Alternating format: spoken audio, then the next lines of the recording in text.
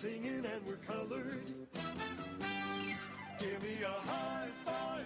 Yo, this your boy Flaw 700, and this is My Brother and Me podcast episode 6. Fresco isn't here this week, so I'm holding it down by myself, but I do got a guest here. I'm not going to introduce him yet. Let me just get my introduction out the way. A lot has changed over the week. We are now on iTunes and Google Play. That's right, folks. We big time now. iTunes and Google Play. Still on SoundCloud. Shout out to SoundCloud because y'all been holding this down for the first 5 episodes. We love y'all. All you got to do is search for My Brother and Me podcast, and you'll find our new logo. In case you haven't seen it either, we have a new logo. 2 black boys on the cover. 2 baseball hats. Red, I guess it's for my Miami Heat hat, and the purple and gold for the Lakers. I don't know. My sister drew it. My talented young sister drew our logo. So not only are we on iTunes and Google Play, but we got a dope new logo. And like I said, I got a guest here today, and we're going to talk about black wealth.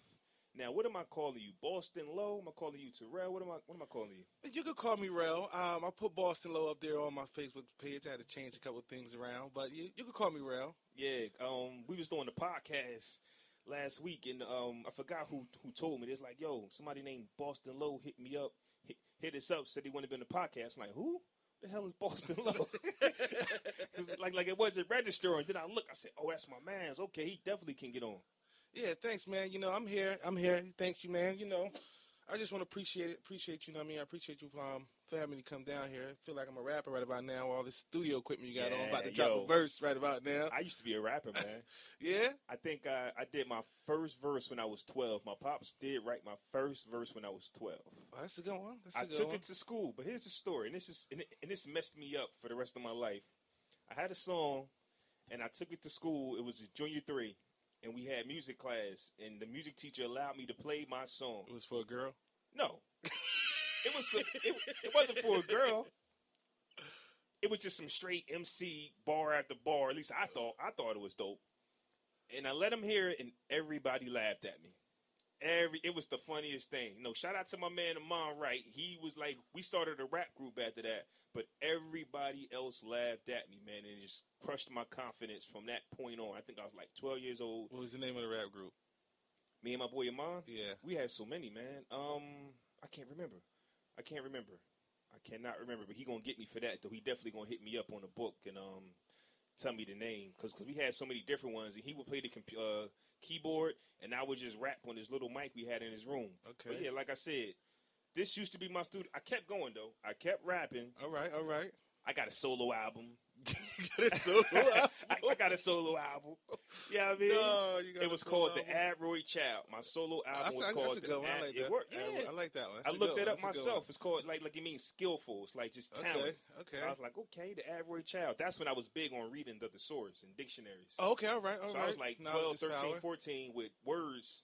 And people like, what that mean? What that mean? And that's what, like, these words that I would rap. So you was one of them complicated rappers, like cannabis. Yeah, like if I wasn't saying a big word and rhyming like 5 words in a sentence, it was whack for me. So I used to do a little spoken word myself, man. I performed at the Serengeti Plains in New York. I did a couple things in right here in Trenton at the Urban Word Cafe. When I had the Urban Word Cafe, I think it's Trenton Social right now. Okay. Yeah, I did a couple things. I performed at Trenton High Poetry Slam. While you were in Trenton High? Well, I was in Trenton High. Actually, I was at Daylight Twilight. I got kicked out of Trenton High my 12th grade year. That kind of played me out a little bit, though. Yeah.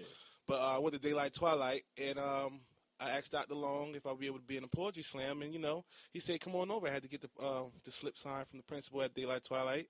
Went over there. I did my thing in the poetry slam. It was me, Flo Mo. Remember Flo Mo Kokoro, right? I don't.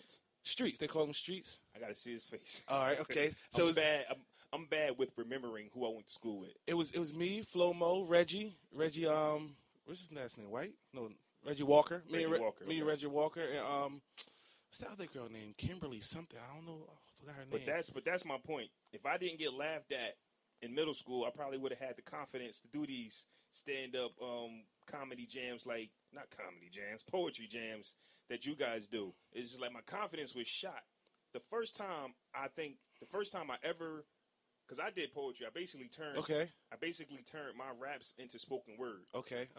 And because I was basically able to get my emotions out. As a rapper, it's hard to really express how you feel about things because you got to be so tough all the time. At least that's what you thought. Let me hear something. Let you hear something. Yeah, let me hear one of your poetry joints. I know you got one in the stash. I know you got poetry. I know you got one in the stash. I do. I didn't bring my Where's my phone at? I don't know.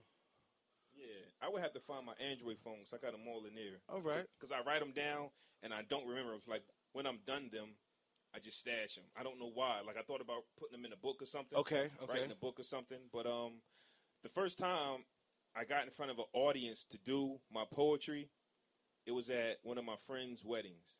Really? And I wasn't going to do it because like I say, because they laughed at me in middle school, I've been nervous to do anything live in front of an audience ever since. And, I got the request. It's like, Rel, she wants you to write a poem for the wedding.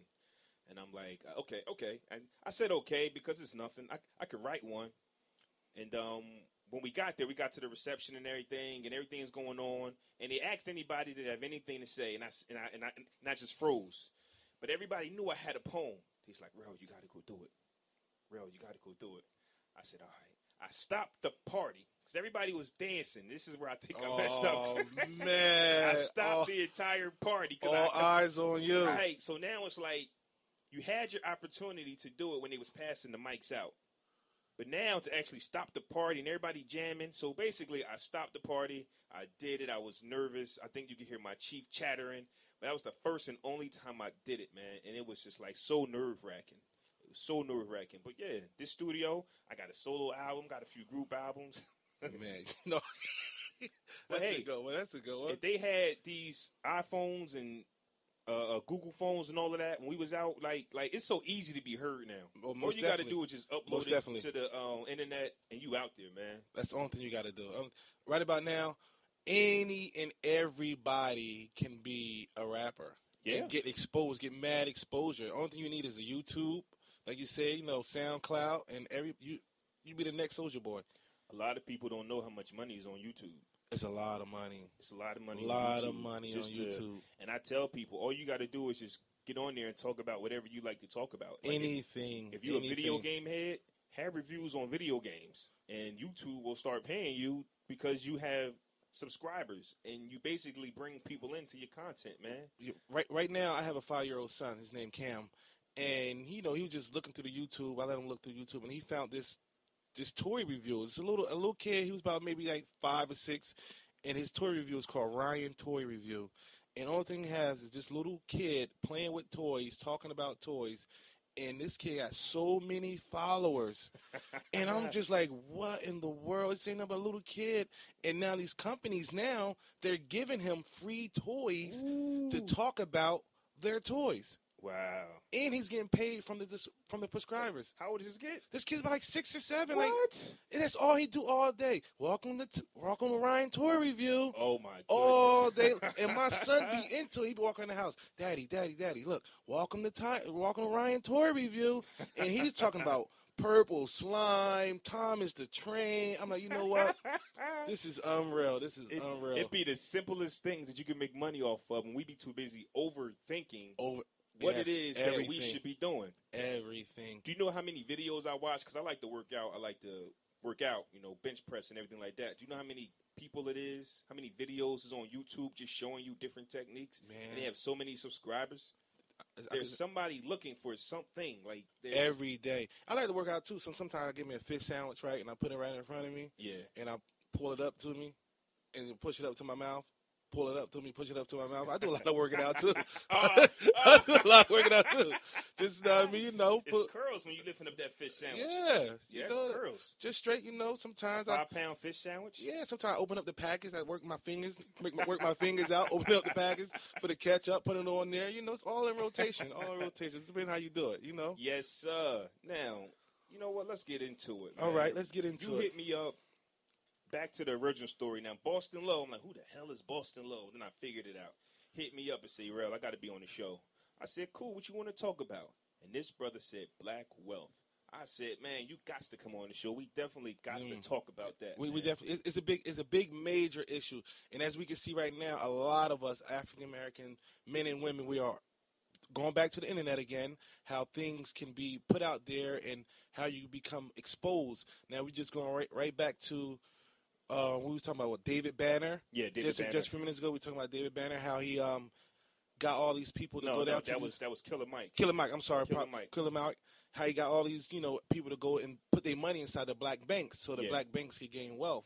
So, black wealth is very, very important and essential to, our growth as people. Right. You know what I mean? Let me give you one quick example. I give this example to, I'm no philosopher. I don't use a lot of big words. I'm no cannabis. But I use this one example with a lot of people when I talk to them. Now, listen, if I have, and this going back, I heard you mention the word, confidence. Yeah. When you was talking about, standing up in front of people. We're Right. talking about confidence, right? Right. Now, I use this example. Now, imagine if I had $1, a quarter, a penny, a nickel, and a dime in my hand, and I ask you, what money do you want? Pick the one that you want. What one would you pick? The most, like the dollar. The dollar. Now, which one would you pick last? The penny. Why would you pick the penny last? Because it's worth less. It's worthless. See, that's the key word right there. It's worthless, right? Yeah. So a lot of people, especially America, view African Americans and African American business and just African American entrepreneurs as worthless. Yeah. They view us as being worthless, especially African American men inside our community. They view us as being worthless. So just like how you will pick that penny last, right, or maybe someone else will throw the penny away, a lot of people that's in America are throwing us away. Right. Picking us last. Seeing us as not having no value in ourselves, not having any worth in ourselves. You know what I'm saying? You know what hurts me the most about that, and I'm definitely listening to what you're saying, is like earlier this week, something landed on my desk, and it was black inventors and their inventions. Yes. And it's like a whole list of things that was invented by African Americans. Hundreds. I'm going to just go through a little bit. Go ahead. We invented the refrigerator, something that every household every day has, needs, and cannot live without. Nope. But we don't make a penny off that. Nope. Right? The elevator. The elevator. A black person invented the elevator, the lawnmower, the guitar. And you have 1,000 guitars down here in the studio right now. And you probably bought it. You probably bought it from, a non-African American store. Exactly. That's the point. The mailbox. I mean, we talking about every. I didn't know that one. Yeah. That's I didn't know 80% of this list when it landed when it came to me. So what else? Shampoo headrest. What is that? A shampoo headrest. What is that? Let me look at that. Did I read that right? A shampoo headrest. Yo, we've been at the lock. The lock? The lock. The stove. The stove. Traffic light. Oh, yeah, I knew about that one. TV remote control. Knew about that one. What about the typewriter? Did not know about that one. So basically what I'm saying is they look at us as worthless. Exactly. When the African-American man and women has basically, we built this, like they just want to talk about slavery and the things that we did then, but we also built this country with our smarts and our intelligence. From the ground up. We contribute so much to the society. But the society, going back to what I said, this society view us as being worthless, right? So dig this, right? So if I have one penny and I take 99 more pennies to it, that one penny turns into $1. Right. So the more self-confidence and the more self-worth that we add to ourselves as a people, as individuals, and also as a community, the more value that we will have. The more we'll know about these black inventors. Right. The more we'll know about, the things that people, we know about more black inventors. We know about more things that we had added to this country. You know what I'm saying? But we don't know it because, one, we're not being taught. Right. And another thing, we're not being taught how to have self-worth right. or to value our being. Yeah, because I was telling people, man, social media is like the worst thing that happened to us and probably the best thing. Yeah. Because we're getting so much information, we're just not using it right. Like a lot of these, I probably wouldn't know half the stuff I didn't know if I wasn't able to Google it. Like Google is a very strong source of knowledge where all you got to do is just put in anything you want to know. Like I tell people, don't ask me nothing. Google it. If I you say want to all know, the time, Google it. read it. Read up on it. Don't ask me nothing. All your answers is in Google and type in anything you want to know. But here's my thing, and I don't mean to be negative about anything. Go ahead. And I don't want to scare nobody. But let's say we want to invest back in ourselves and build stores that we already had. What's to stop anybody that's from burning down our establishments? Like, what's to stop? Like, how do we protect ourselves? One, we protect ourselves by knowing. First, we have to educate ourselves. Yeah. We have to truly educate ourselves in business, because a lot of people think just because they hustled out on the streets that they could go out into the business world and become these tycoons, these entrepreneurs and business tycoons. The street world and the business world is totally different. Yeah. You have to educate yourself on how to operate a small business. And once you learn how to operate a small business, to educate yourself on how to operate a small business, then you have to develop a level of communication with your community. You see what I'm saying? Right. Because your community is your foundation. Your community is where your heart is at. Because if I put a business inside my own community and I'm showing love to my community and I'm giving back to my community, then my community going to in turn protect me and my business. This is true. They're going to protect my revenue. You know what I'm saying? Yeah. Because you look at it this way. How many corner stores around here that's owned by Hispanics and Chinese and, you know, and Arabs? Right? It's all of them. But how many of them invested in the community, far as though sponsoring a basketball team, sponsoring a baseball team, Right. sponsoring a college tour, or giving money to an outreach to the church? Right. None of them. Right. They take their money and they do all that with inside their own community. Yeah. And they expect our community to protect them. And they expect our community to help them gain more wealth and more value.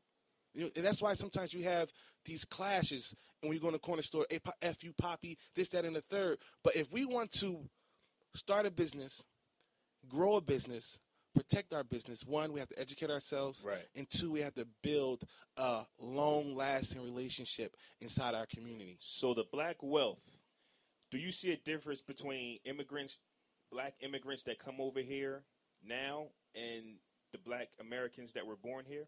It's a big difference. Right. It's a big difference. One big difference is it's called taxes. Right. You know, that's one big difference. So when these guys come over here, or you could say, you know, the Africans or the Mexicans, or, you know, the Indians, when they come over here, they get a tax break. Off the gate, they get a tax break. You know, they file for their, you know, their citizenship, and they get a tax lien.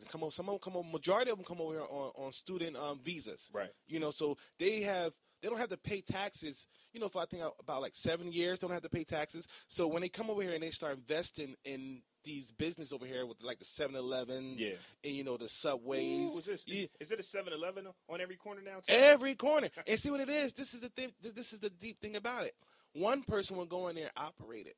And when their visa is up, you know what I'm saying? Yeah. Another one coming, they family member coming there, and they operate it. They just switch hands. Let me tell you something. Go ahead. Definitely know that because across the street from the place I work, these two guys, when I first started working over there about like 10 years ago, it was these two guys who worked every day. And I would say from about 6 to 8 o'clock at night is when they were done. And they were in there every day. And then a few years later, you go into the store. There's a whole new set of people. 2 new people in there. And they all family. Yeah. They all family. The money stays in the same pot. In the same pot. And that's what we have to do. Just like, for example, right? I'm just going to go the podcast that you and your brother has, correct? Now, eventually, we talked a little bit before we got everything rolling. You said the end goal of this podcast is for you not to work and for you to be able to make money off your own brand, right? So the end result is to create a profit. Even though you're doing what you love, the end result is to create a profit, right? That's now, true.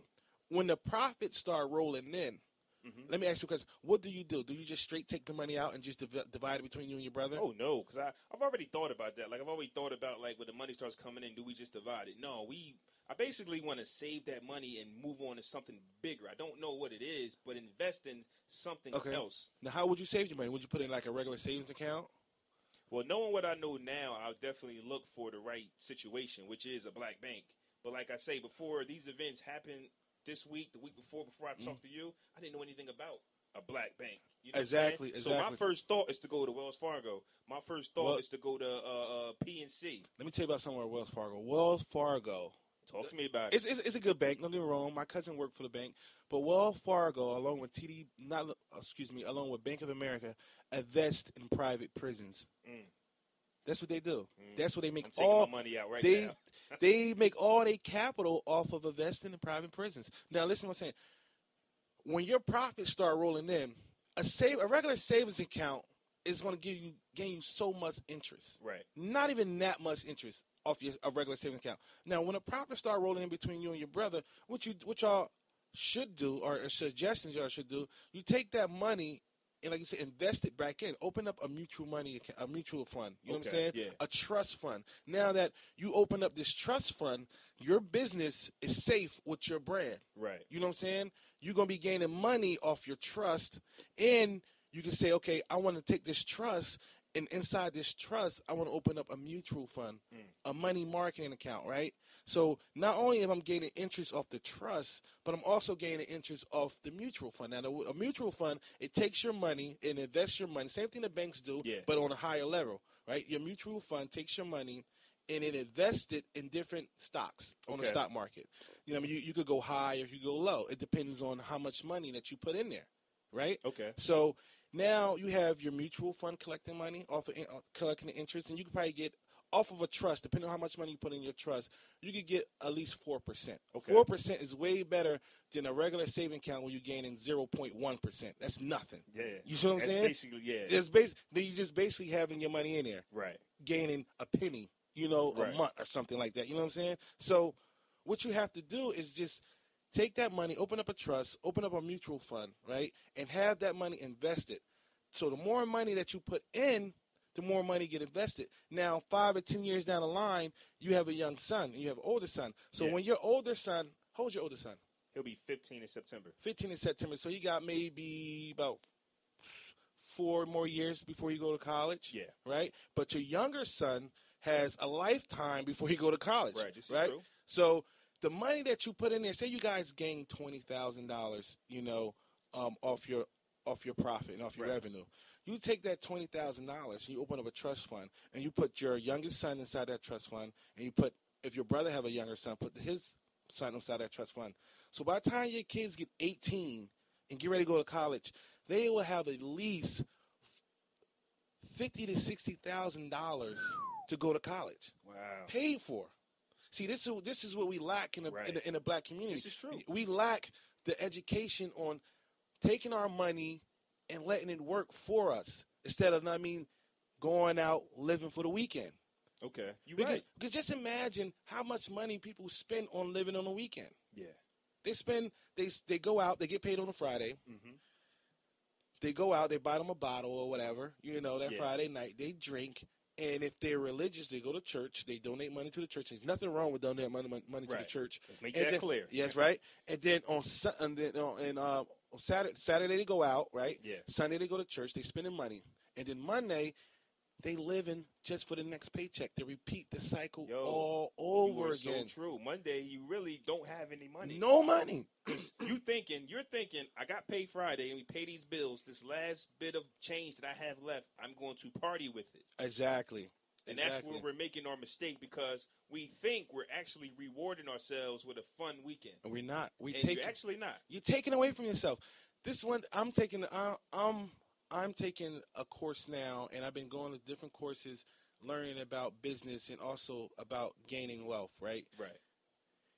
The number one thing that you have to do when you get paid is the first thing, even before you pay your bills. And some people get, I got to pay my bills first. Pay yourself. Pay yourself. Yeah. Pay yourself, right? Recently, right, I paid my car off, right? Recently, thank God, I was able to pay my car off. So recently I paid my car off.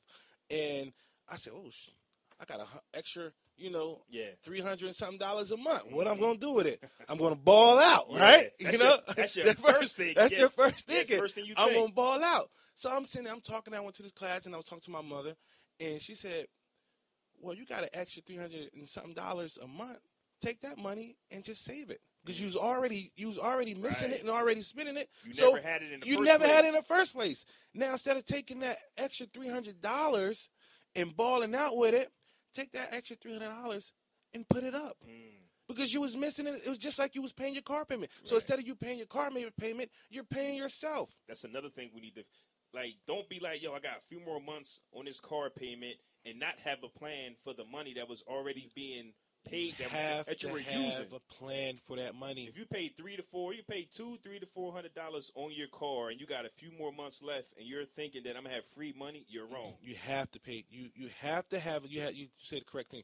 You have to have a plan for that money. Because if you think about it, the money is not free money. Right. It's not free money. Even though you don't have that payment no more and you don't want to make the mistake to ball out, have a plan. What you going to do with that money? I'm going to, okay, if I pay my car payment every 2 weeks, the first week I'm going to take, the first 2 weeks, I'm going to take this money and put this up. I'm going to put $150 up. Right. And then the next time my car payment roll around, I'm going to take $100, put it up. And here's my $50 is my ball out money. Right. You got ball out on the budget. So instead of you going to go buy, a fifth of Henny, you know what I'm saying? Reduce it down. Go get you 6 packs of beer. You know what I mean? You can still ball. It's going to have the same effect. Right. You know what I mean? So just cut it. Yeah. Cut it in half. And you know what I'm saying? Like I said, a lot of them don't know that they're doing wrong because you think you're doing the right thing because your bills are paid. But how many of us live check to check? A lot of us, bro. Check to check. A lot of us. And even if you got money left over, what's the first thing you're thinking? Where can I spend this at? Where the number one thing? I need to where go can to I a spend store. this money at? Because you don't need nothing. You're thinking, what do I want? And then a commercial comes on, and now you eating out 4 times in a week. 5 times. I've been especially with the groceries low. Especially, the timing be bad for me. Like you be out, like my son's got basketball practice, his barbecue stuff, and then it's like 7:30, 8 o'clock at night. Oh, gotta order something. Yep. The timing definitely be off. But yeah, we definitely need to start. If you have some money laying around right now, pay yourself. Not just think, I got an extra few hundred. Let me go do something with this money. Instead, if you do nothing with it, you're actually doing something. How about that? You have to educate yourself because at the end of the day, you are not living for yourself, especially if you have kids. Yeah. This is true. You're not living for yourself. You're living for your child. So your end goal is, what can I do to make my child life a little easier when he or she grows up?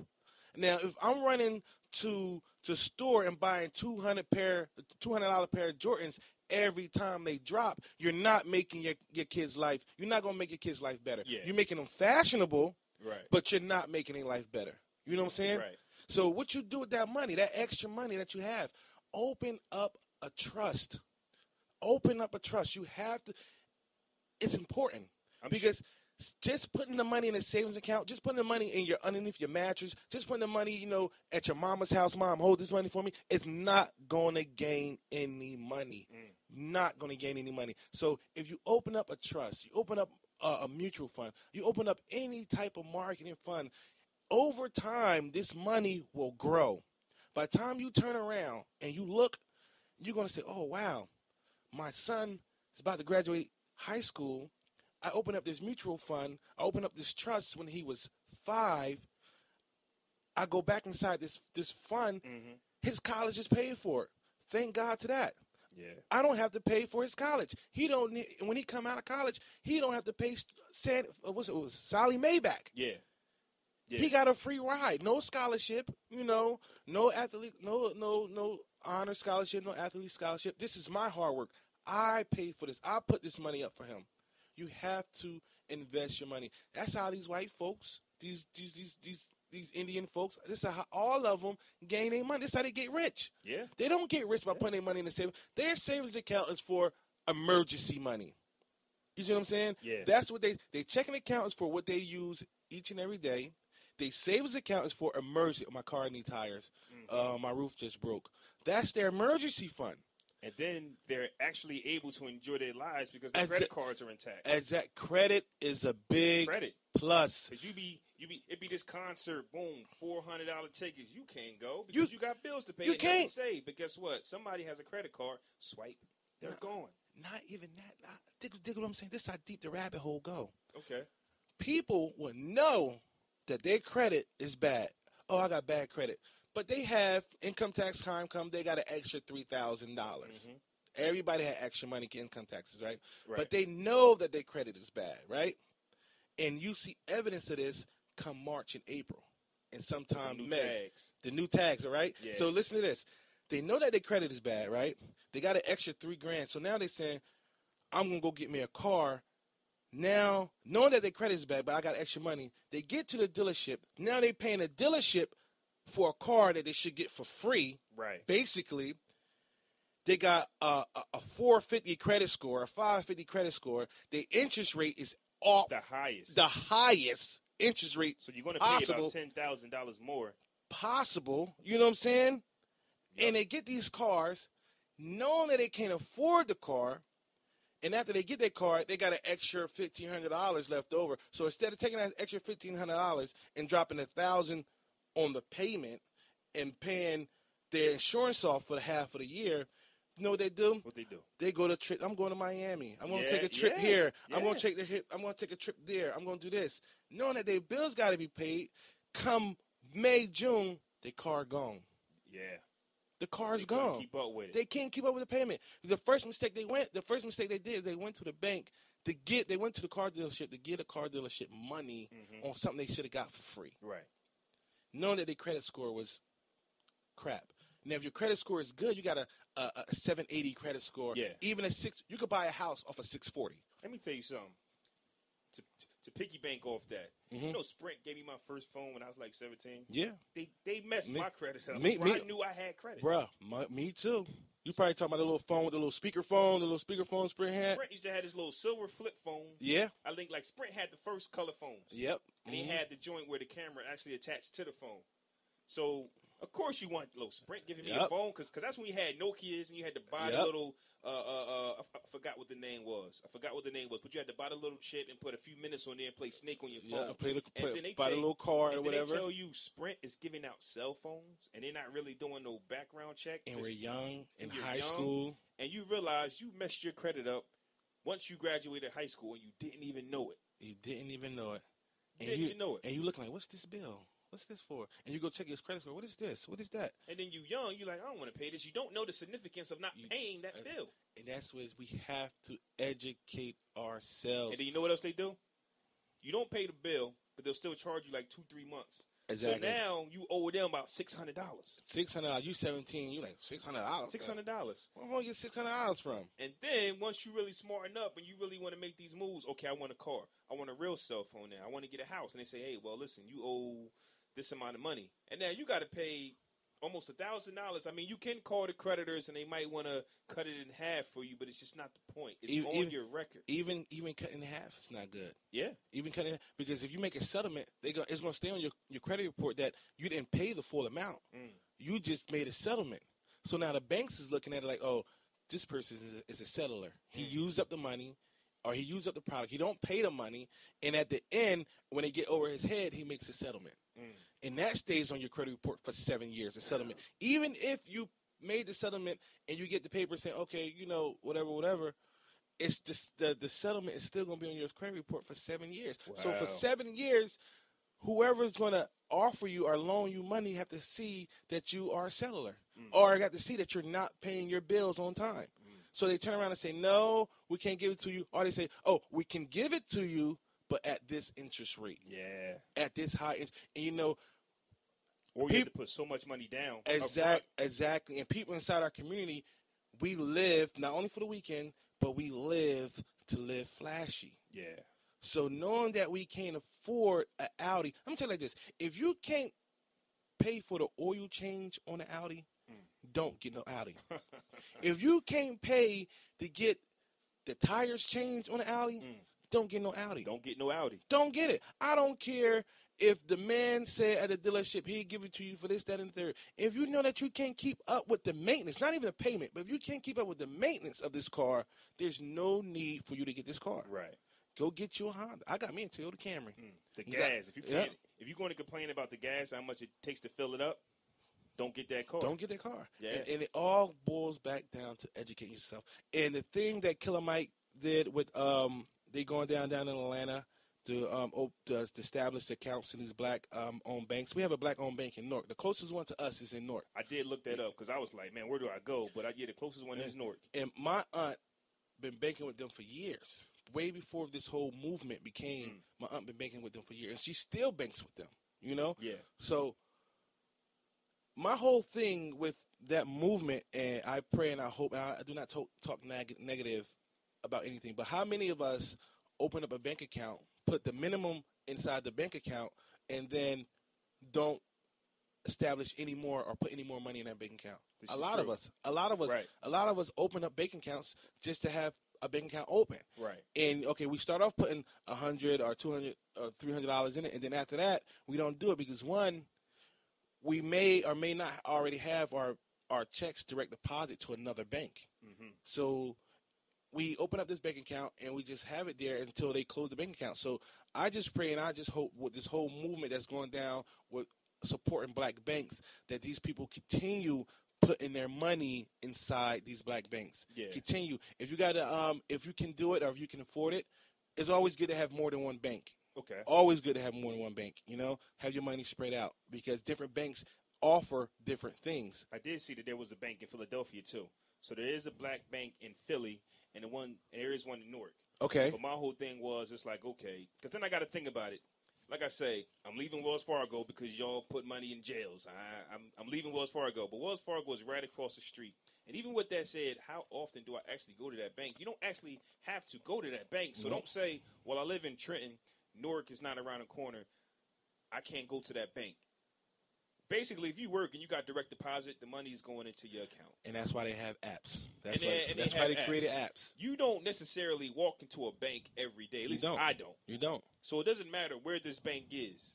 And at the end of the day, like I say, I'm definitely going to look into transferring my money into a black-owned bank. It's just the least I can do at this time. You have to support black-owned because black wealth. If we can take the green dollar, right? Turn it into the black dollar and take it away from the white dollar, we will be a whole lot more successful than the people that controls the white dollar. Let me paint this for you, right? Because money rules everything. Go ahead. And Black Friday is coming up soon. Christmas is coming up soon. Mm-hmm. Right?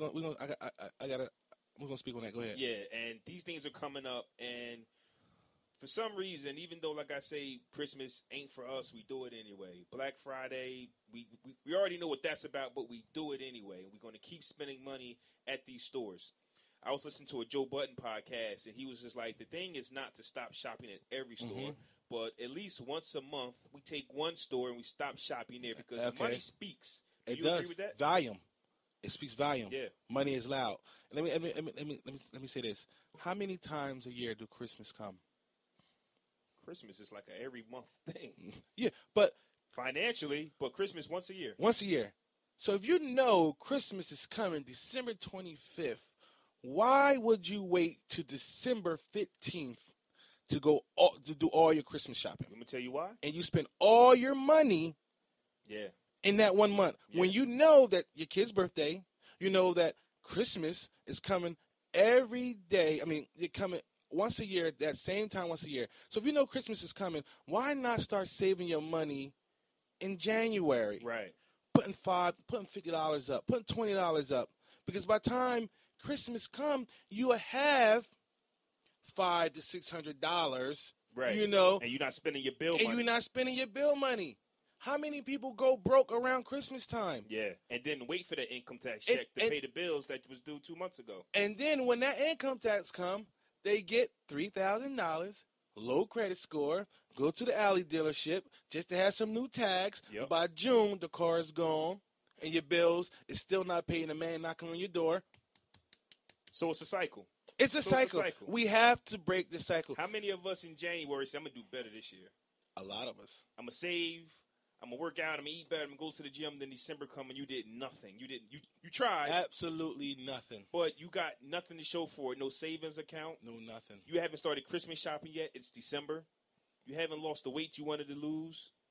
You haven't gotten the shape you want to get in. So it's like a continuous circle. It's a cycle. It's a deadly. When it comes to our community, it's a deadly cycle. Yeah. it's a deadly cycle because we kill ourselves.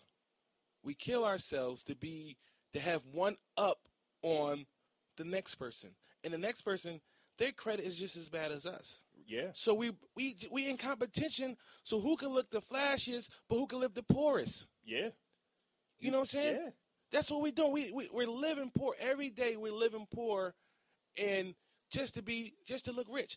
I came across this little meme on I shared it on my Facebook page, and it said, "The wealthy is quiet. Oh yeah, I seen The that. rich is loud, and the poor is flashy." Yeah, I seen that. You know what I'm saying? I was like, dang.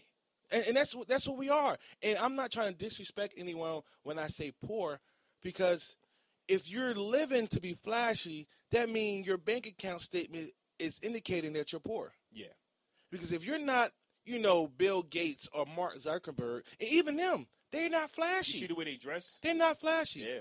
They wear the same. They have a business attire, and Mark Zuckerberg business attire mainly sometimes is a white T-shirt, some blue jeans, and some sneakers.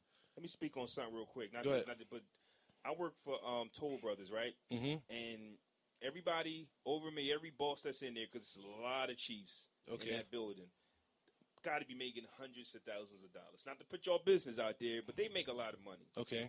When it's time to go home and you walk out into that parking lot and you realize that your car, mine, is better than your boss's car. There's something wrong with that. Something is wrong. And I seen that. I said, why does my car look better than all of the people that I work for? And then I remember, because I used to work down in the warehouse. I work in the offices now. But when I worked in the warehouse, one of the bosses was getting a house built on the beach.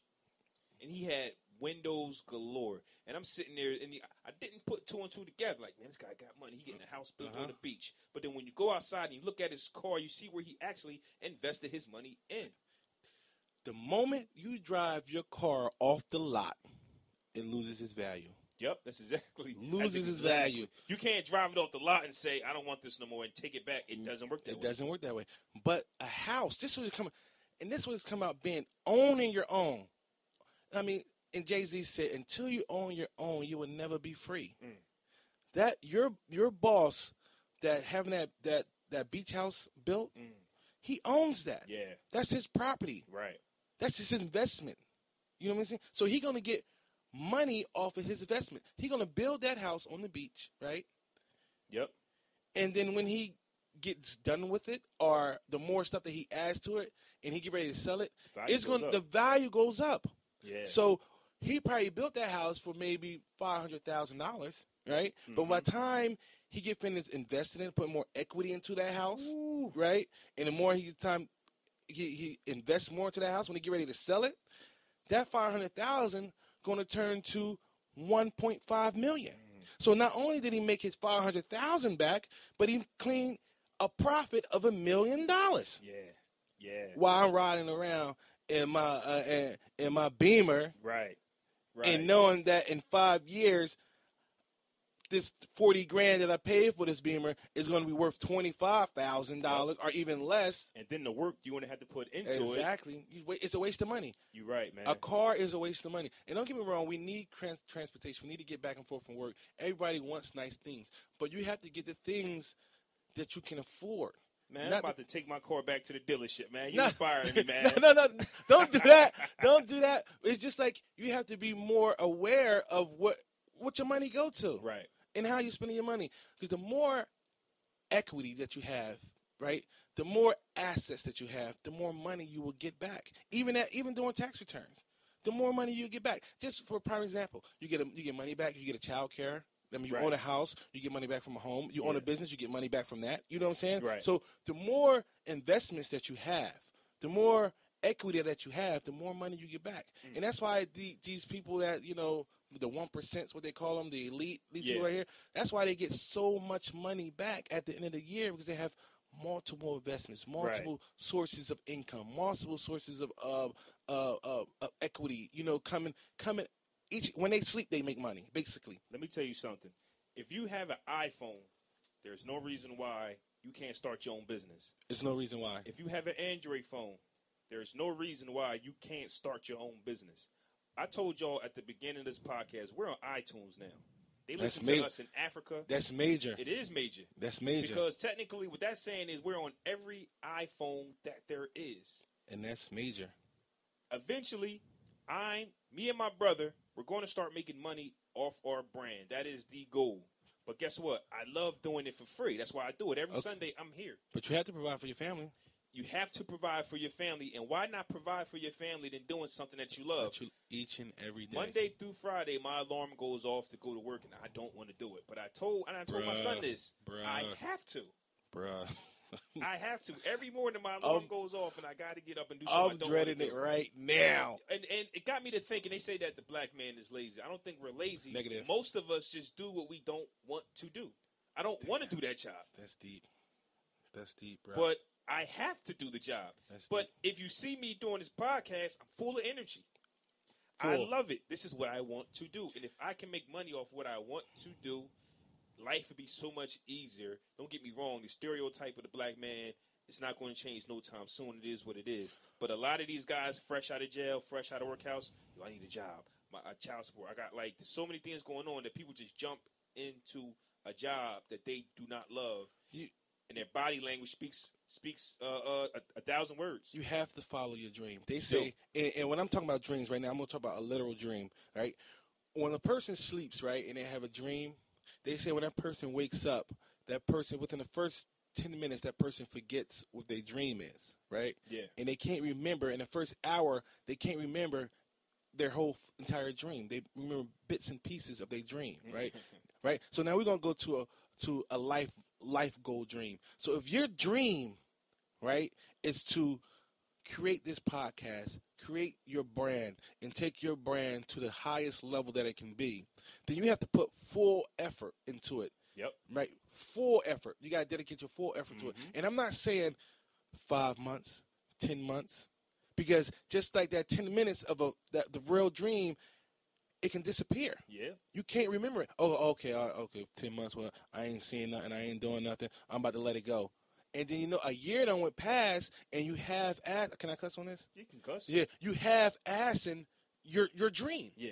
So your dream is going to disappear. Right. So the more effort you put into your dream of creating your brand and building your brand, because you're not building your brand for yourself. Right. You're building your brand for your son. That's right. He's building his brand for his kids. You're building your brand for your wife. Mm-hmm. You know what I mean? He's building his brand for, his significant other. Right. Because it's called generational wealth. Yeah.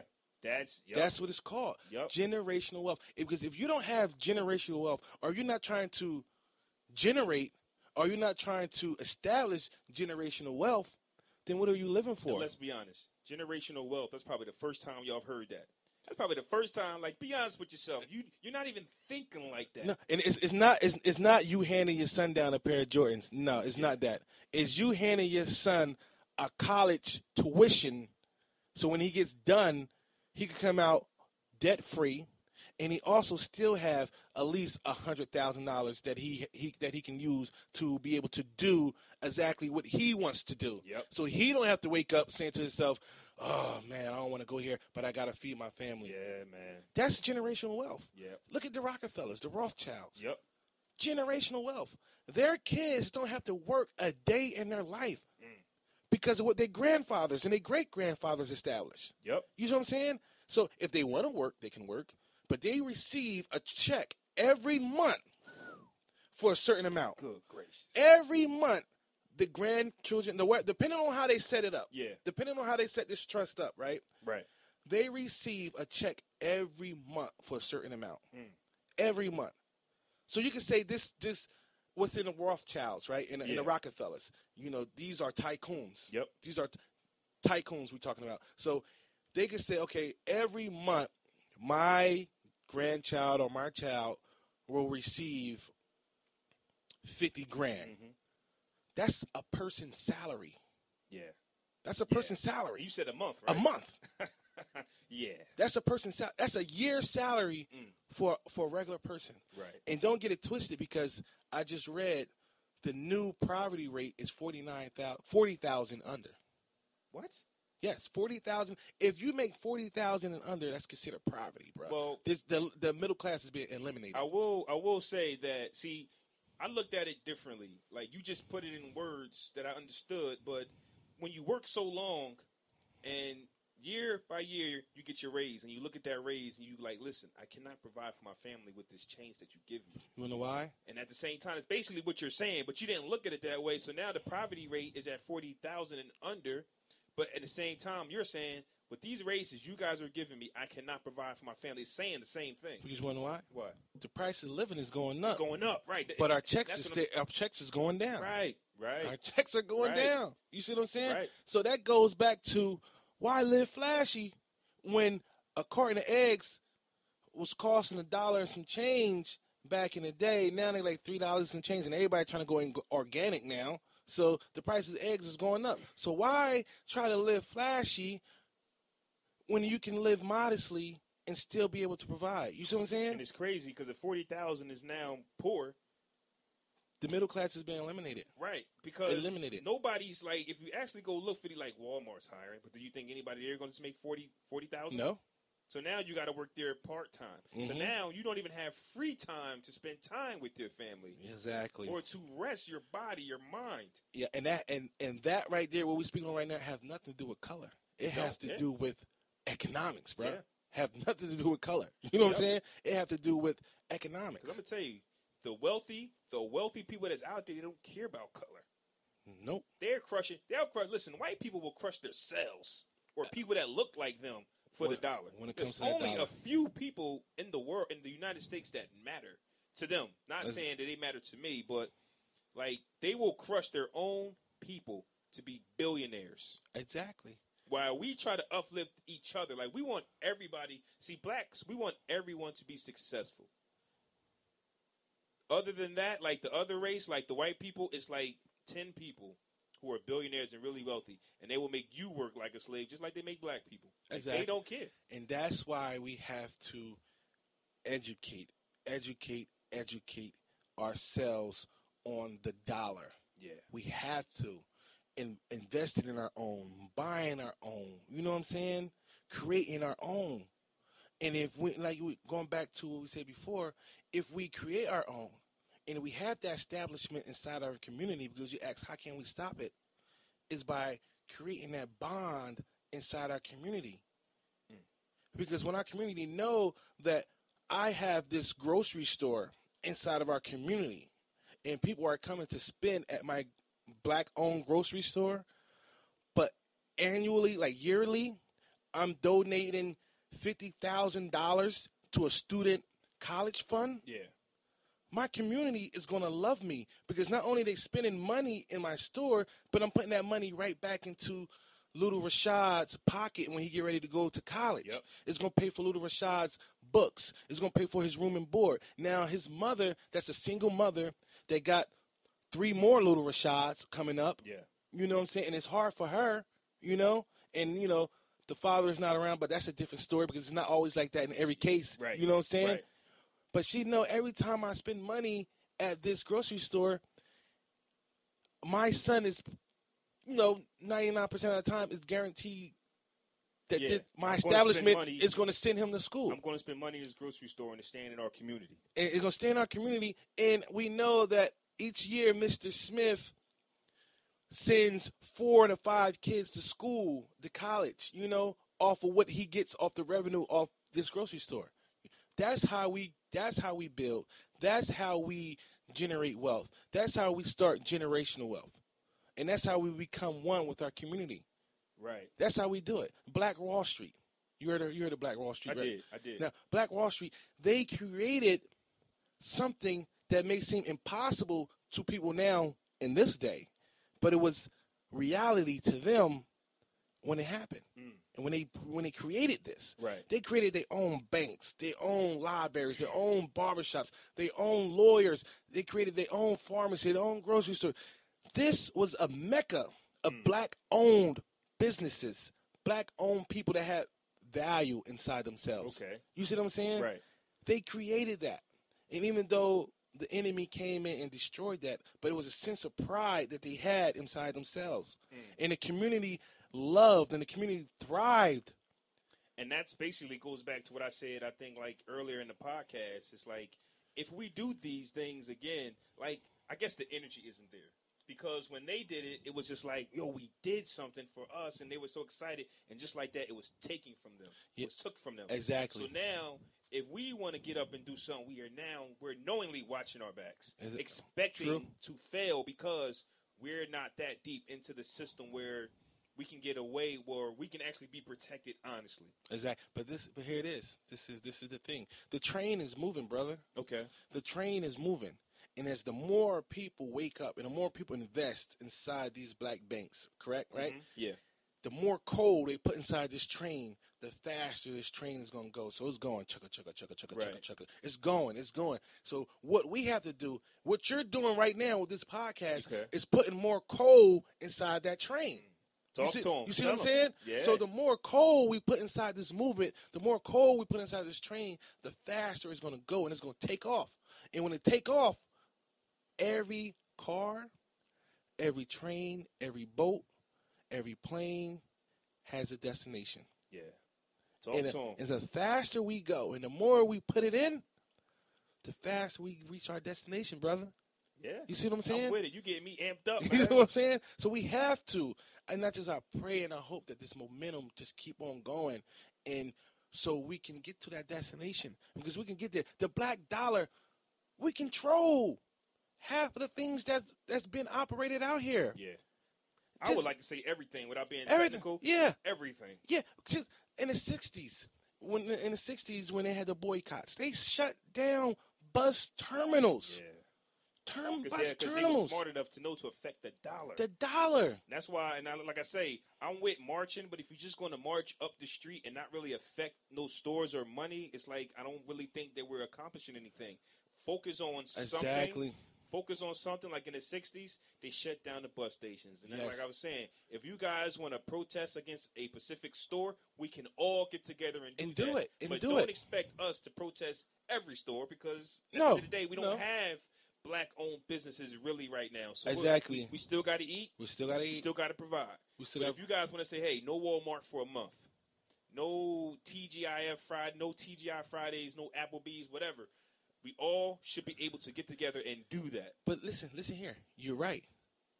But why start outside our community? Mm-hmm.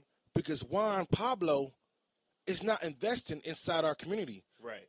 These liquor stores owned by Juan Pablo is not investing in our community. Only thing they're doing is destroying our community. Everywhere you turn, there's a liquor store and a church, you know what I'm saying, on every corner. Right. You see what I'm saying? So we can start by, okay, we're not going to shop at Target. We're not going to shop at Walmart. We can do that. But we can start even closer in our own community. Okay. Juan Pablo, we not shopping at this store, Juan Pablo, because it's people inside our community that some of them that get assistance, right? Mm-hmm. Like the EBT assistance. Yeah. And they will go grocery shopping, and I saw it with my own eyes, at the corner store. When they could take that same money that they had on the EBT card and go to a regular grocery store and get the proper food for their household, right? So we can say, Juan Pablo, until you invest back into this community, we're not shopping here anymore. Right. We're not buying no more cheesesteaks. We're not buying no more Lucy's. We're not buying no more CNCs. We're not doing anything. I definitely get everything you're saying. And this ain't a hate message. No, it's not. A hate message. But at the same time, basically what we're saying is if you're making money in the community that you're in, you need to provide for that community that you're in. And that is it. Exactly. If it was a black store in the middle of a Spanish environment, I'm pretty sure you guys would want the same thing. So it's just a form of understanding. Exact same thing. Take care of the people that's taking care of you. And they will demand it. Oh, yeah. They will demand it. Because they're more of a unit. That's right. They will demand it. Every other race is more of a unit than we are, than African Americans are. They will demand that. They will demand that Uncle Buck grocery store do something for their community. A while ago, not too long ago, I go to a black barber now, but I was going to a Spanish barber, and I ain't gonna lie to you, I felt eyes on me. Yeah, it's like, oh, some what Spanish is he doing here? Nice though. They is. The poppies, nice. That's why I started going to them because the poppies know how to cut. Like they're the first ones to use a razor on my face. Mm-hmm. They was the first ones who used to raise. I'm like, yo, I like this sharp look. Yeah. But sometimes when you go there, you be like, I don't know, that the energy ain't right. You know what I'm saying? So it's just like I now go to the Razor Sharp on East State. You know what I'm saying? They got one on East State? Huh? Yeah, they got one on East State. I go to the one on Maple. Yeah. So we already supporting Right. black owned. You see what I'm saying? Right. We support it. And I definitely wanted to make that switch, but I didn't know who to go to. I was like, damn, I need a new barber. One thing, shout out to Razor Sharp. Them brothers are doing something. They've been doing it for years. Them brothers are amazing. Some people may not agree with all the people that's affiliated. I hope it's Razor Sharp. Yeah, with Razor Sharp. But shout out to Razor Sharp because these brothers went from one barbershop. Now they have one in South Trenton. They have one on Passaic Street. Mm-hmm. They have one on Maple, which one I go to. Okay. And then you say they have one on East State Street. Well, don't hold me on that. I'm going to definitely check it out. Okay. And they also have if I'm wrong, I'll definitely adjust it next week. And they also have a store. They also have a store on what street is that? Well, right off Cajon Street. Okay. But these brothers, not only do these brothers cut hair, right, and we providing them, it's like an interchange that we supporting their business. But each year, when school get ready to start up, they give out free haircuts to all the boys. Right, yep. Free haircut day. That means the mother that's living in poverty, below the $40,000, right? And she got, okay, I gotta get my child school clothes, books, this and the third. Oh, I only got a couple of hours left. Yeah. Oh, Razor Sharp got the back to school free haircuts. Yep. So she take her son to get a free haircut. And these brothers, know a nice haircut makes a kid feels good. A nice haircut will bring someone back from the dead, bro. But from the dead. But these brothers are doing for our community. You know what I'm saying? Yeah. They have different avenues. They have different things that they do for our community. I know one of the brothers down in South Trenton, he's creating an outreach program, for the young men. Speaking of outreach programs, now my family also, my aunt and my mother, are also creating a foundation, right here in Trenton. Okay. It's going to be a nonprofit organization which is going to be able to help mothers and fathers and youth out and training them and educating them on how to become better. Okay. You know what I mean? And how to become great. It's going to be a lot of it's in the making right now. The prayers that went up. So we're waiting for the blessings to come on down. So it's it's within the next 6 to 8 months. Okay. Our foundation will be up and running. Our nonprofit will be up and running, and where we're going to be able to create and educate on being black owned and being great. You know what I'm saying? All you gotta do is just start. Get an idea and then start it. Yep. It's not you get an idea and then you get nervous about how it's going to be received. Just start. Like there's for example, like this podcast, like it's oversaturated with the podcast world. Yeah. And at first I'm like, I don't want to do a podcast because everybody's doing it. But this is your avenue. But that's exactly what I said. This is what I do. I used to watch ESPN. And I didn't really watch it for the sports. I watched it for the actual talk shows. Exactly. And that, those are the things that I say, yo, I should be on ESPN talking because I like to debate. I like to talk my sports. Mm-hmm. And when this podcast opportunity was presented, at first I'm like, man, it's oversaturated, man. I'm not going to get noticed. I said, no, I'm about to do it. Because this is what I do. You have to speak life. You have to, right. Speak life into you. So what I'm saying, the first thing we do is we speak negative about it. You get an idea, you know how many it ain't gonna happen. Many women sell platters out their house? And that I it's a flip of a coin for me.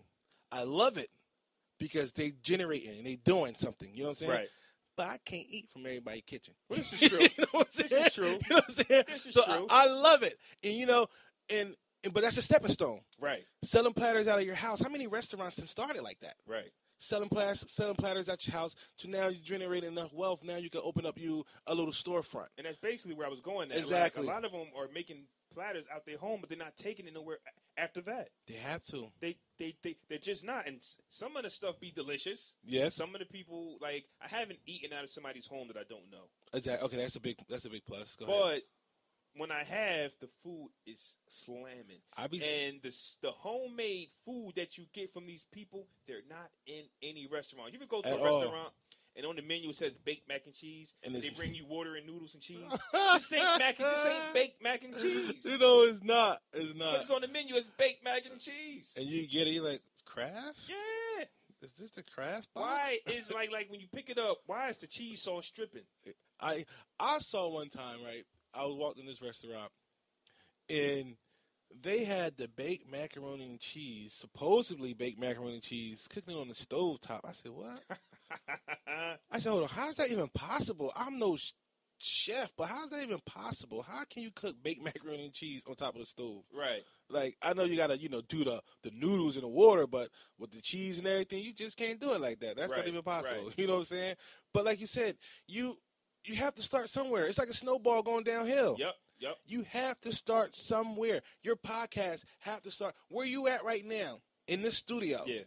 When you 5 years from now, if you continue pushing and you continue bringing on some amazing people to talk about amazing things, and the more topics and the more people that you get into investing in your podcast, right? 5 years from now, you're going to say, man, I remember I was down in the studio. Yeah. Now I'm able to, I got 10 mics around me. I got, the whole studio thing around me. I'm bringing in Killer Mike. I'm bringing in you know how the mayor, you know how excited I was to know that somebody in Africa listens to us? Bruh, that's Africa. a blessing. That's a blessing. We're in Europe. That's a blessing. Pakistan. Then we in Chicago. California. California is actually a big market for us. Because see, our stats allow us to see where the listeners are. Don't let you see who unless you leave a comment. Okay. But California, bro. It's like California. Cali. Like, people are actually clicking on my podcast. And listening to what you have to say. And the response be, hey, you and your brother are funny. You and your brother was right. You and, so many ideas. It's like, yo, all we did, if you have Twitter, Facebook, or Instagram, there is no reason why you cannot plug your brand. And let me tell you something. Go ahead. Snapchat, Instagram, Facebook, Twitter. If all you're doing is making jokes or taking selfies, you're wasting your life. Say that again. If you're taking, selfies or telling jokes on Snapchat, Instagram, Facebook, Twitter, you're wasting your life. You can reach the world with just some positive messages and positive words and a program. People are looking for entertainment. People are looking for news because we need to stop watching Fox News, which is lies. We need to stop watching the news, period. To be honest, bro, and my fiance, she watches the news. I tell her all the time, it's no need for me to watch the news. There's just so much negativity in the news. It's ridiculous. I say, turn a Family Guy or something because I don't want to watch it. I get it for the weather. Right. That's about it. Did you see D.L. Hughley? Oh, Fox my News? man. But can we? Oh, brother. Why do we go on there, brother? But that's my question. You cannot. She was change so their disrespectful. Minds because she was in her comfort zone. She was so But keep in mind, disrespectful. a white cop would tell you he's so afraid of a black man with his hands in the air. But when you're at your studio and you're surrounded by your people, you now think it's okay to just yell. She was so disrespectful, bro. Yeah. She was so But do you see it, disrespectful. How many cops tell you, I was afraid? Oh, my God. But the second we get in your comfort zone, now you want to... It was terrible. Yeah, I don't know. He went on there for meaning, right? He went on there for meaning. He went on there for purpose. And I think outside of her being disrespectful, right, that he got his point across.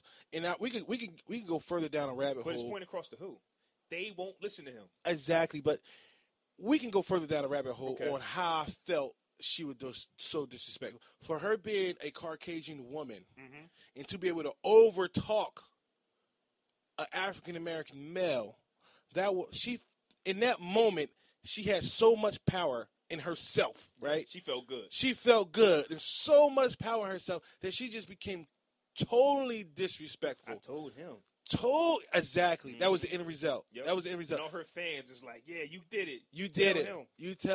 That was her end result. But Dale, he is amazing, brother. He's a smart brother. And I believe that he has his own podcast, right? Correct? Okay. That he speaks and he talks about everything that's going on in the world and things that's unjust. But I mean, like you said, why do we go on there? We have to have an avenue some way because he went on their avenue. Okay. And after he went on their avenue, he went right back to his comfort zone, right back to his avenue. Okay. You have your avenue. Right. You reaching people in Africa. Ooh. You reaching people in Cali. You reaching people in the UK. You know what I'm saying? International. You even reaching people right here in your own town. Right. You know what I'm saying? So because I was like, bruh, Yeah. how can I get on? Yeah, you know what I'm saying? and, like, you inboxing me thanking me. No, I'm thanking you. Like, this is my dream. You want to be a part of something that I'm doing. Like, hey, listen, you're helping me. Bruh. Don't thank me. I'm thanking you. Exactly. And like I said, I'm no scholar. I'm no business whiz. Only thing I know far as my people, and people in general. Right. Because it's not just reaching African Americans. It's reaching everybody from all over the world. People in general, you have to educate yourself on the dollar. Yep. Because if you don't educate yourself on the dollar, you always going to be under the thumb of the regime. Let me ask you something. What are we waiting for? Our 401k money? Our retirement plan? Our Social Security checks? What's going to happen when your mother has to be put in the old folks' home or doesn't want to go? Who's going to take care of your mother when she can't take care of herself no more? Not your job. I'm telling you like this. Before you put your mother in the old folks' home, make sure you transfer everything out of her name into your name. Okay. A lot of people get that confused. A lot of people put just going a little bit further what you're saying. Okay. A lot of people put their elderly parents and their grandparents inside these nursing homes thinking what they're doing is the correct thing. Right? And when they pass, they turn around and say, oh, where the money, where the money, where the money? The nursing home took all that money. Mm. If you don't transfer the pensions and you don't transfer the Social Securities and you don't transfer none of the 401ks, you don't transfer none of that into the living resident, the living person's name, as far as though like the children, the nursing home is going to take it all because they have to provide for them, they have to pay for their medicine, they have to do all of these things. How much more knowledge can we give you on this podcast? If you listen to this podcast and you didn't learn something new, come on now. It's information. This is the age of the web. And like I said, I don't know everything. I just know what I know, you know. But you like me, we both speak from the heart. Exactly. Which means, when you speak from the heart, which means you're full of common sense. Yeah, exactly. Common sense. Like, I don't have to read. Like, don't get me wrong. Read your books, man. You learn big words. Reading is fundamental. Your vocabulary enhances. But let me tell you something. I do not need to read anything to understand common sense of what's right and what's wrong. What's right and what's wrong. And that's basically all I go off of. I never tell you something that I read. I tell you everything on how I felt. Just natural reaction on every situation. And like I say, us common smart people, I think, everybody don't have common sense. Everybody doesn't have common sense. And that frustrates me. Everybody don't have it. Are you even listening to what you're saying? Everybody you're does too not smart for have your it. Good. I'm trying to tell you, you be like, what? Yeah. What you say? Like, how did you come up with that? Right. what did you do? Like, I'm telling you, it's crazy, bro. I work up in Middlesex, not Middlesex County, but Monmouth Junction. Okay. Right. I work for the state of New Jersey, right? So, and we have to go through Princeton, and sometimes we be fixing potholes and stuff up in Princeton. And to the outside world, people in Princeton are educated. They are philosophers. To the outside world, they are philosophers. Yeah. They are great thinkers. They are financially stable. But I'm telling you like this: they are I'm trying to say them people up there have no common sense whatsoever, and it's just my opinion. Yeah. But our great thinkers, our great philosophers have no common sense. Our CEOs, our CFOs, all of our business entrepreneurs up in Princeton, they have no common sense, bro. They do the dumbest things. So they're like 90% book smart. Yes, I would say 90% book smart. They walk around, they book smart. Okay. But when it comes to the common thing, like you're running with your dog with no shoes on, and then when you get a nail or step on a rock, you want to question yourself, how did this happen? You're running with your dog down a busy street with no shoes on. You don't have shoes on. You want to know why this nail here. Exactly. My point exactly. They want to know who put this nail here. What's the name of the construction company so I can sue them? Exactly. Like, they have no common sense, bro. I mean, I love the Princeton area because it's one thing most people don't know about the Princeton area. Okay. Part of the Princeton area was a historical black-owned part of Princeton. What is called so on top of my tongue, Palmer Square. Okay. Palmer Square in Princeton was majority black-owned. Okay. Black-owned. A lot of people don't know that. That inside that community, inside that bubble, that we had a historical black-owned part of Princeton, which is Palmer Square. And this just leads to question, like, what happened? It's like if you actually did the research, and if you actually look at this list, question. And if you actually look at all the things that we had, like, what happened? Like, we were in position to having black wealth. And like I say, this is what this podcast is about. Confidence. Black wealth. We was in position. Happened. We had it all. Confidence we had happened. stores lined up. We had Black Wall Street. Yep. Confidence. We had everything. Confidence plays a major part because if you say, okay, I'm going to start this podcast, but I'm not really going to reach nobody, your confidence just went down. Oh, yeah. You know what I'm saying? Oh, I'm going to start this business, but I'm not going to sell. There's so many people selling pizza. I'm going to start a pizza. You're right.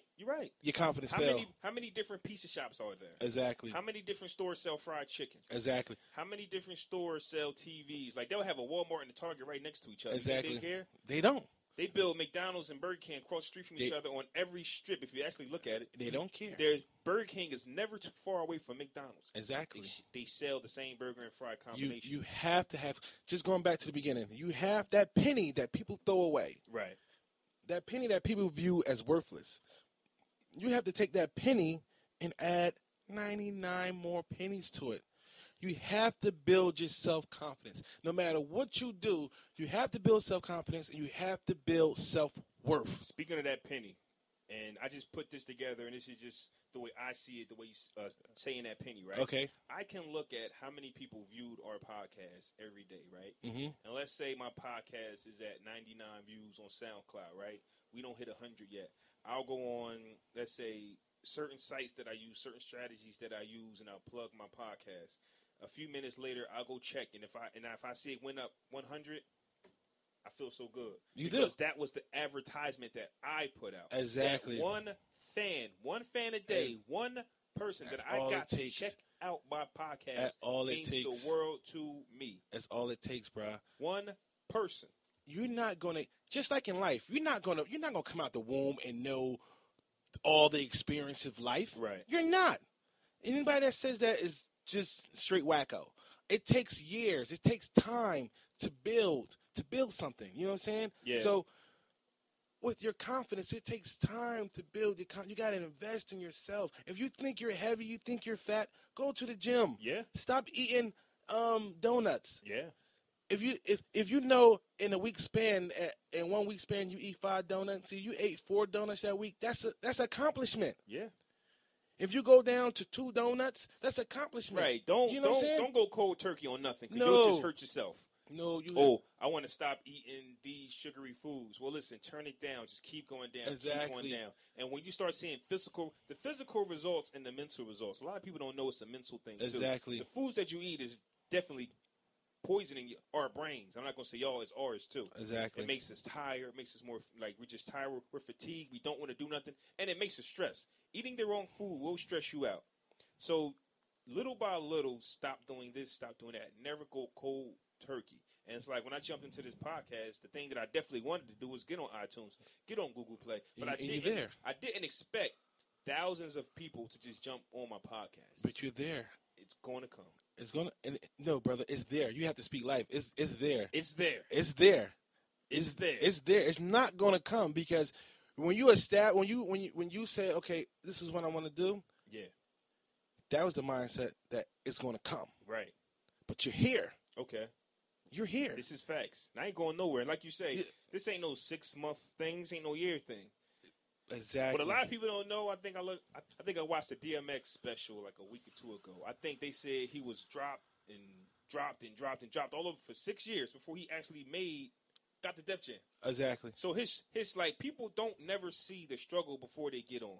They just see a guy or a girl pop up on the scene and boom, they're famous. If you're not in it for the long haul, which means the blood, sweat, and tears, you are going to fail. You're going to fail. And that comes all the way back in 360 of self-confidence. Yep. You have to build it because you're not building it for yourself. You have to, when it comes right now in today's age, it's not like back in the 50s or the 20s. It's not like that anymore. Every move that you make is not for you. You have to take yourself out the equation. Yeah. Take yourself totally out the equation because you're no longer doing anything for yourself, especially if you have a family. And that's exactly why people quit. Exactly. You know what I mean? If you have a family, you know, it's been times, right? Because before I met my fiance, I was a single father, right? It was just me and my son, right? Just me and my son living in a one-bedroom apartment, and I was working for the state of New Jersey, and, you know, and wintertime came around, and I'm working like crazy. It's been times where I came home, right, and I was so dead tired that I couldn't barely stand, but I knew I had to pick my son up from school or pick my son up from my mom's house. I had to feed my son, had to bathe my son, had to spend time with my son, and then I was able to go to sleep. And then I get a phone call at 3 o'clock in the morning, oh, we need you on a snow shift. So it was repeating. Yeah. But I had to take myself out that equation. I got to say, so I'm physically tired. Right. I'm probably mentally tired. But I have to take myself out of the equation because if I don't do this, I'm a single father now, right? Right. So if I don't do this, how's my son going to live? Yeah. You know what I'm saying? How's my son's going to survive? Y'all hear that? You see, if I don't do this. So we have to take, as a people, white, black, Puerto Rican, whatever, you have to take yourself out the equation and look to the fact that I have to provide for someone else. Even if you don't have no kids, if you're the only child, I mean, if you don't have no kids and you're single, you still have to say, okay, I got to take my own pride out this. I would shovel shit, bro. Got you. To make a living. Right. If they pay me enough, I'm going to shovel shit. I would come home smell like shit every day. If it's going to keep a roof over my head, you know what I'm saying, food in my mouth, and money I could be able to be saved and invested so I don't no longer have to shovel shit. Right. You know what I'm saying? So you got to take, if you're single, you have to take that self-pride out of yourself, right? And think of the bigger picture. People think, I'm single, I can do this, I can do that. You maybe, you know what, you maybe can do that. But at the end of the day, when your clothes outweigh your bank statement, you ain't doing shit. You ain't doing nothing. If you got on this Givenchy shirt and these $300 sneakers and these, you know, these shorts, but your bank account say negative $10 or negative $5, how the hell you got on this $1,000 outfit and you owe the bank $3? No, it make no sense. You look at the account and it's negative. Negative. No. And if your account, if you owe somebody $9.99, but you don't have it in your account, you know they're going to take it out and then charge you their fee. $32. $32, like 30 something. I think Wells Fargo was like $34.99. Oh my God. So, yeah, that's highway robbery. One time, I forgot what I signed up for. Highway robbery. But it was $199, right? I didn't have it in my account. They tried to take it, wasn't there. So they wound up charging me $32 for something that was $2. Bruh, that's the business. Yeah. That's the business. Yeah. But I had no idea something was. I signed up for something. I lost track of it. Didn't know. I thought I had everything planned until payday. Once again, living check to check. Bro, I have an app on my phone, and I encourage you to get it, right? I have this app on my phone. It's called the Mint app. Okay. And what this app does, this app basically helps you budget your money. You know what I'm saying? Mint, M-I-N-T? Yeah, M-I-N-T. It's called the Mint app. And what this does is just help, basically breaks down your transaction, where you spent your money at. Okay. You know what I'm saying? And what it does, it helps you budget your money. It shows your account. It's set up through your bank account, okay, right? And it helps you, it shows you how much money you spent for the month, right? It shows you, it categorizes everything. It categorizes your bills, your food, others, you know what I mean? And it shows you how much money that you spent for the month. It's the Mint app. It's a free app. It's called Mint app, M-I-T. And it's a great banking app to help you budget your money. Okay. And to see how much money. So if you put it in your budget that you're only going to spend $1,000 for the month. Okay. Right? And that's what, like, you know, I know it's not normal. Like, including bill. Okay, we're going to say $2,000 a month, including bills and everything, right? Okay. So including bills, food, other necessities, and things like that. And if it goes over your budget, it lets you know. It sends you a text and an email, let you know, hey, bruh, you close to your budget. Cut back.